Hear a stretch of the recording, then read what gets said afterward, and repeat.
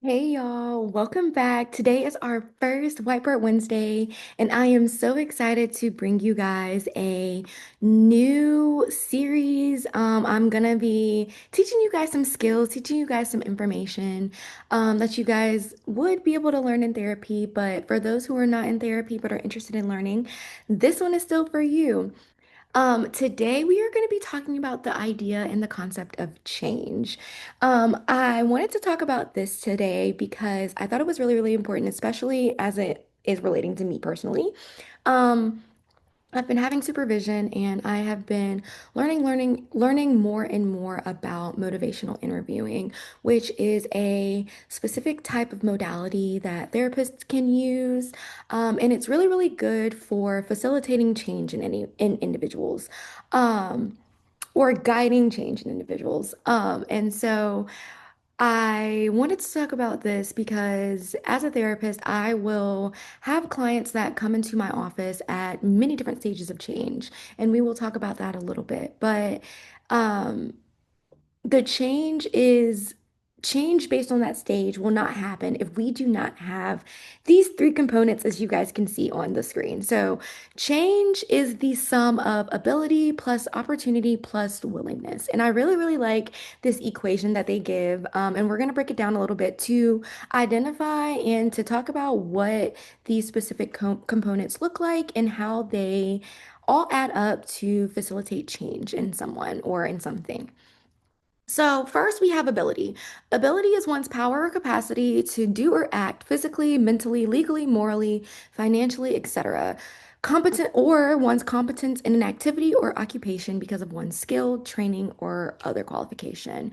The first thing that I think of is like, okay, we're encouraging our child to, go join an extracurricular activity. We're like, go play a sport, go play soccer, go do basketball, or go do football. And the child comes to you and is looking at you like, I don't know how to do any of those sports, right? So we cannot make them change, make them go join an extracurricular activity, a sport, if they do not have the ability to actually execute and do well, and go out there and be successful. Like, if you don't know how to dribble a ball, what you gonna do out there on the court? My point exactly. Um, so the next component that we need for change to occur is opportunity. So this is an appropriate or favorable time or occasion, or a situation or condition favorable for attainment of a goal. When I was thinking about examples for this one, I actually immediately went to the Diddy trial that just happened, and I remember talking to my partner about how Cassie's abuse was so hard to prove because, how are you going to prove coercion? Like, a lot of these things are very subjective experiences. And if you have never lived them or worked with someone who has lived these experiences, or, had a loved one who has lived these experiences, it's going to be very, very hard for one to comprehend, let alone prove in the court of law.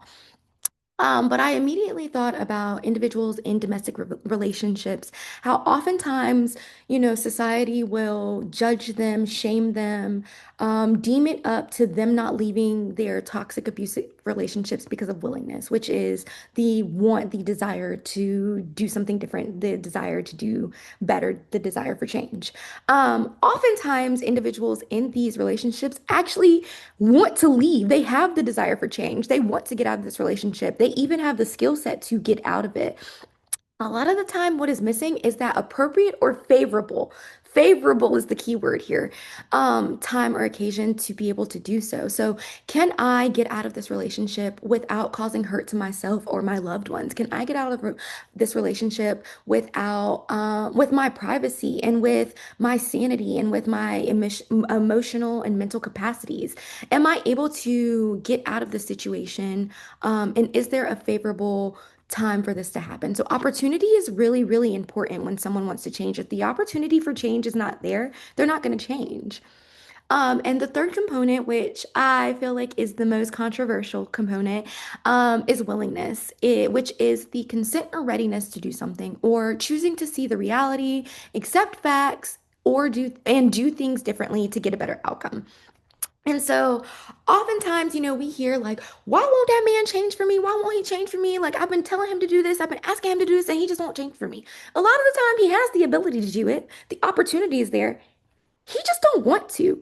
And we have a really, really hard time accepting that some people just do not want to change. That willingness to change, that willingness to do different, that willingness to do better is not there. And there's no shame to that, like that just means that you are in a phase of your life where you want different, but that person does not. And that might mean that you have to leave that person behind. Um, but I think oftentimes we assume that, willingness is something that we can impose on somebody or something that we can just make somebody, wake up and like, I'm gonna have the willingness to do something different today.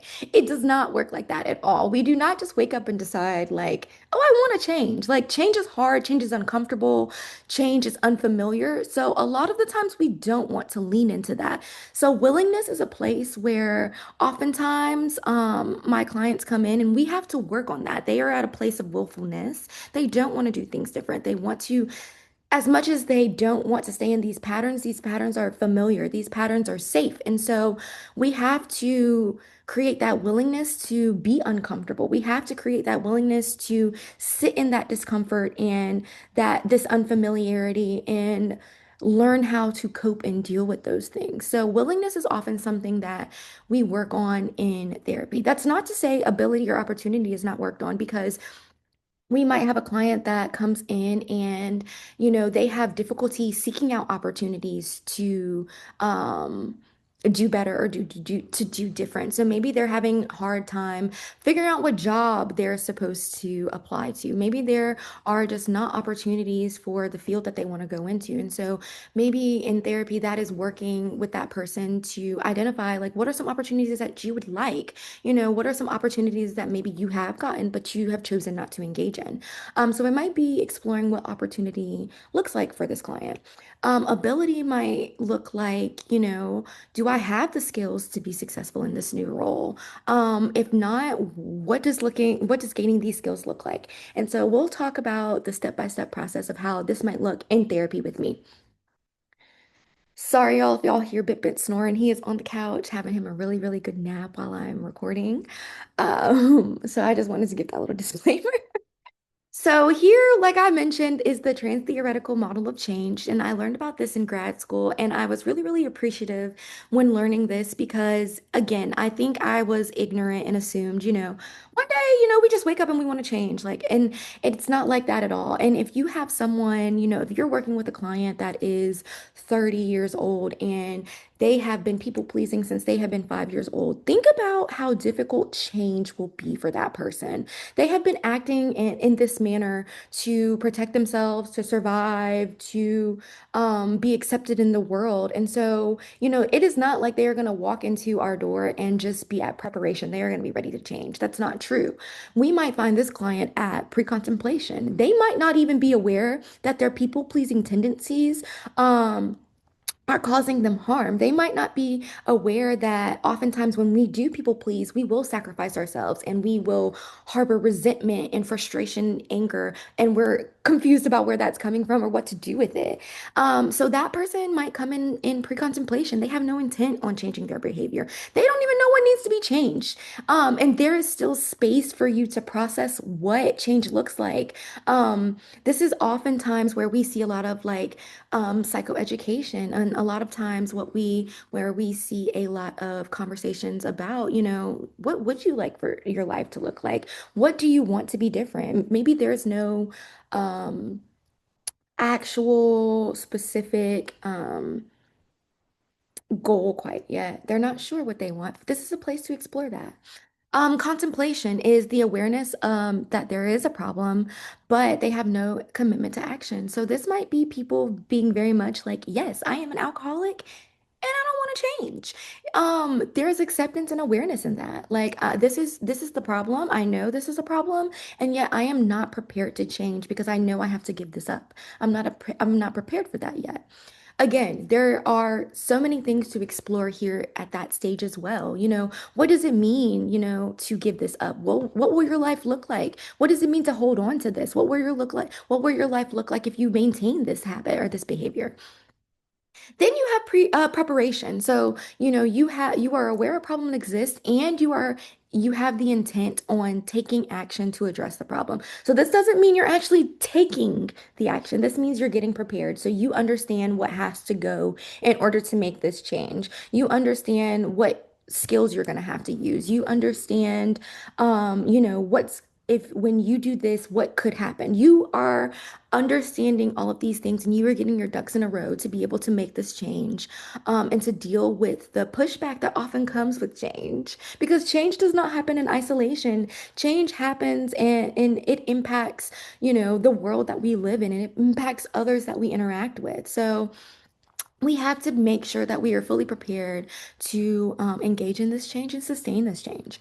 Then you have action, which is active modification of behavior. So you are actively making these changes. So if the action was you were supposed to block that man, the man is blocked. You were not texting him, you were not talking to him, you were not stalking his page. The man is blocked. Okay.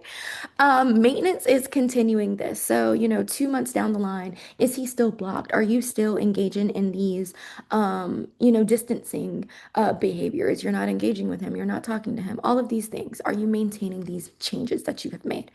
And then we have relapse. Oftentimes, we think of relapse when it comes to substance abuse or more addictive behaviors, but we relapse no matter the change that we are trying to facilitate. No matter what that change is, relapse is often going to happen. And it doesn't mean that you did something wrong. It does not mean that at all. Change is hard to sustain, especially for a long period of time, and not go back into your old behaviors. Like I said, change does not happen in isolation. So, yes, you can block that man, but what happens when y'all get to homecoming and he is there and y'all are looking at each other, making eye contact across the yard? What happens then? You might go up to him and talk to him. You might unblock him, especially if you've had a couple drinks, and you might, tell him how you've been feeling these last couple months. That doesn't mean all the work that you have done has gone to vain.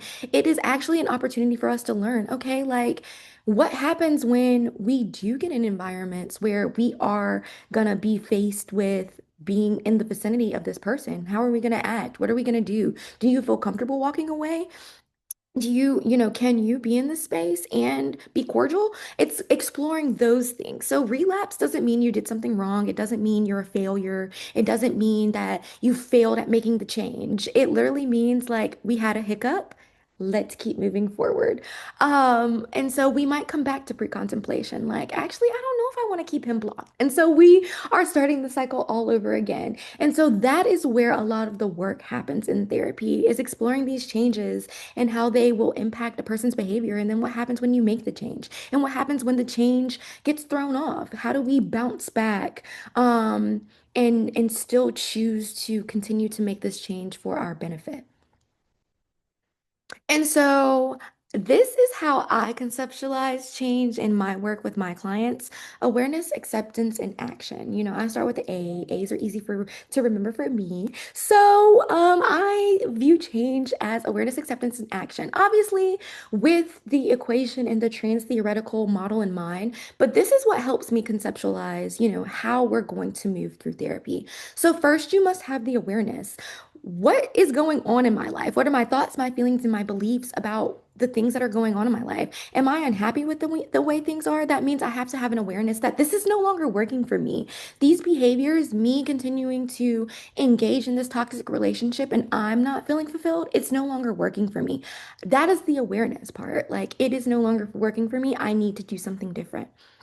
Then we have acceptance, or as we will call it, radical acceptance. This looks like fully accepting the current reality, including thoughts and feelings about it, without trying to change or control them. We'll sit with that one for a little bit.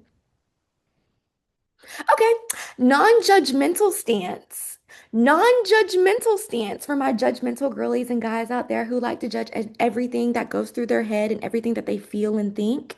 Yeah, radical acceptance is taking a non-judgmental stance, not deeming the things that you're feeling, the things that you're thinking, the things that you believe as right or wrong. This radical acceptance means letting go of resistance against what you cannot control. So, I just want him to do this. I just want him to do that. Baby, you can want him to do all of those things. You can't make him do those things. He's not doing them. That's the part that you have to accept. Radical acceptance is acknowledging emotions without letting them dictate your behavior. So being able to have the space of, I saw this man, but I don't have to go talk to him. I don't have to unblock him. I don't have to text him. Um, and it does not mean approval. It only means acceptance for what is at this very moment. So the present moment, acceptance for this present, what is right now. So that means accepting that I have put my heart out there and this person has not made the changes that I've asked them to do. And sitting with that. Not calling yourself stupid, not calling yourself dumb, not questioning yourself why you stayed in this relationship. It's accepting the fact that I have asked for these things and these things have not been given to me by the person that I love. Or, I have asked this person to, I have attempted to set boundaries with this person, and this person consistently disrespects my boundaries. And so I can no longer have this relationship in my life anymore. It is no longer working for me. That is acceptance. We have to sit with this is not how I want things, and yet this is how things are. Only then, once we have the awareness of what things are and the acceptance for what things are, only then can we make the action to be able to um, make some change. So, we have to be able to be aware. What part of the change equation are we missing? Are we missing ability, opportunity, or willingness? And then we must accept that we are missing these things and we have tried to figure out where to find them. And we just don't know how to. I'm not willing to change yet. You must accept that part. Okay. You're not willing to change yet. That's the part of the equation that we have to work on. And so only then, when we accept and when we have the awareness and acceptance, can we change. So only then can we say, you know what, I don't have the willingness, but that's what I need to work on. I need to change my mindset from willfulness to willingness. Or maybe I don't know what opportunities exist for me, so maybe I need to go seek them out. Maybe that is, putting myself out there, going to a health fair, going to whatever it is that aligns with the opportunities that you are seeking out. Or maybe you don't feel like you have the ability to be successful, so maybe that is going to get private tutoring. Maybe that is taking some classes so that you can get that certification, so that you can get that job. Only then, when we have these three aspects, the awareness, the acceptance, and action, can we successfully move through that change equation and make sure all the components are aligned in order for change to actually be successful and to be maintained. So, y'all, I know that was a lot of information, but I'm really, really passionate about this because it makes a lot of sense when you start to think about it. But I hope this um, really resonates with you guys in we cannot force people to change. No matter how hard we are telling somebody this will be good for you, you will benefit really, really well from that. Like, no matter how hard we tell somebody those things, if they are not ready to let that person go, if they are not ready to leave that job, if they are not ready to take a risk and take a chance on themselves, we cannot force them. You cannot make them do that. You cannot impose that on them. They're not going to do it. They're not going to do it. And there's nothing wrong with that. They have to be ready to make that change. And I think we can be selfish sometimes in trying to impose our change on other people because, maybe they don't feel safe and secure and stable in order to make that change and sustain that change. Maybe if they make that change and it's not successful, that'll be more disappointing for them. So we cannot force somebody to change because ultimately they're going to have to be the ones that live with that change, not us. They have to live with the consequences, positive and negative, that come with that change that they make. And so we have to be mindful to not impose or project or force our opinion or our ideas on change to someone because they just might not be ready. And I think we need to do a better job of just supporting them. What do you need in order to be ready for change? You're not ready for change now, a big change now. What is a little change that we can maybe make right now that will eventually lead up to this big change that we will make? We have to be willing to meet people where they are and not force some things on other people. So that is just my 2 cents, y'all. Thank you guys so much for joining me on my first Whiteboard Wednesday. I hope it was helpful. And make sure you guys drop some topics that you guys would like to hear about from a more in-depth, I guess, perspective from therapy and some skills that you would learn. I will see you guys next time. Bye.